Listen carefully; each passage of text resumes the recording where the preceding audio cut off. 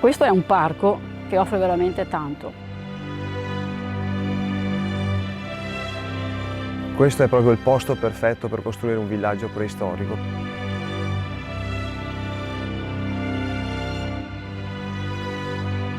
Qui si torna al ritmo, si torna alla serenità.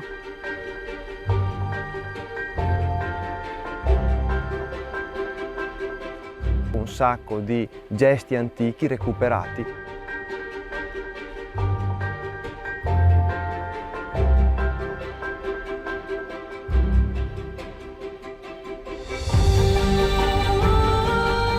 Questo parco offre molto. È nato come parco urbano, ma in realtà la parte naturalistica è prevalente e trovi boschetti, siepi campestri, frutteto didattico, prati fioriti.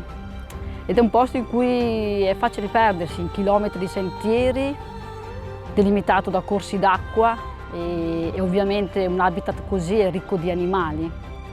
Grazie a questo processo continuo di naturalizzazione con delle zone dedicate, di ripopolamento, sono tornati animali che prima erano solo di passaggio o stavano proprio lasciando questa zona.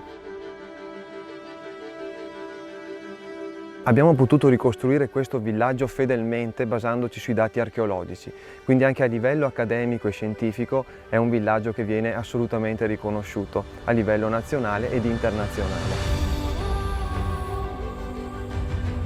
Noi di Trame di Storia siamo archeologi sperimentalisti che si occupano di ricostruire il passato. Il villaggio ha rappresentato una grande opportunità per noi e anche per chi viene qua, perché può osservare la ricostruzione di queste capanne che si basano sui dati archeologici.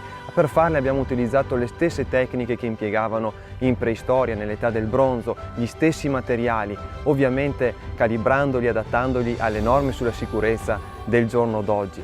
Ma quello che si vede è proprio quello che era durante l'età del bronzo. Un villaggio con la struttura in legno, le pareti in fango, i tetti in canne lacustri, insomma come doveva essere. E quello che cerchiamo di fare qui ogni volta è riproporre i lavori attraverso gli antichi gesti acquisiti in anni di esperienza come loro, questo artigianato recuperato che consente di far rivivere esattamente quello che facevano tanto tempo fa, dalla fusione del bronzo alla cottura della ceramica, alla lavorazione della selce, al tiro con l'arco, la lavorazione dei vasi e così via.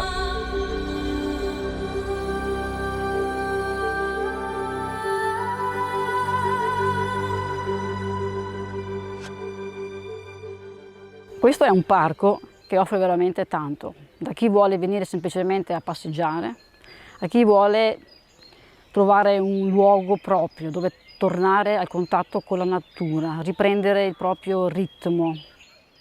C'è un silenzio antropico che ti permette di proprio goderti i rumori, i canti. Questo parco offre ogni giorno, ogni volta sorprese.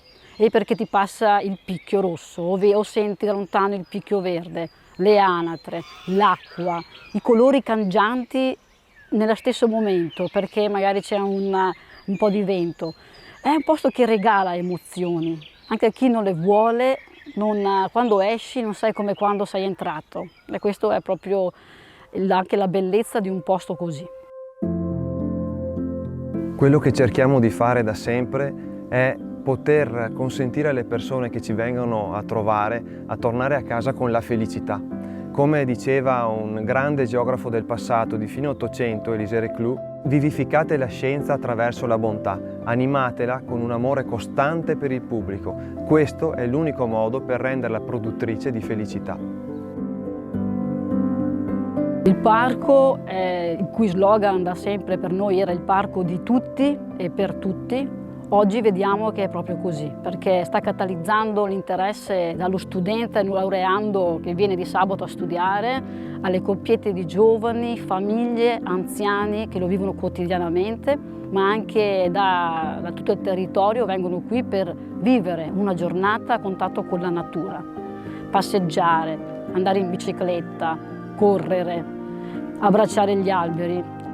Per noi questo polmone verde è un luogo di biodiversità, è un luogo di conservazione delle specie, è un luogo di impegno, ma è anche un luogo dove possiamo promuovere l'educazione ambientale.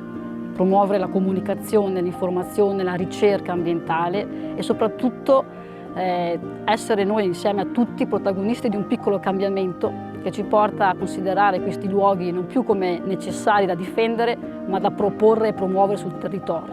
Quindi essere in grado di far sviluppare questa consapevolezza e coscienza ambientale affinché il nostro agire futuro sia sempre verso uno sviluppo sostenibile.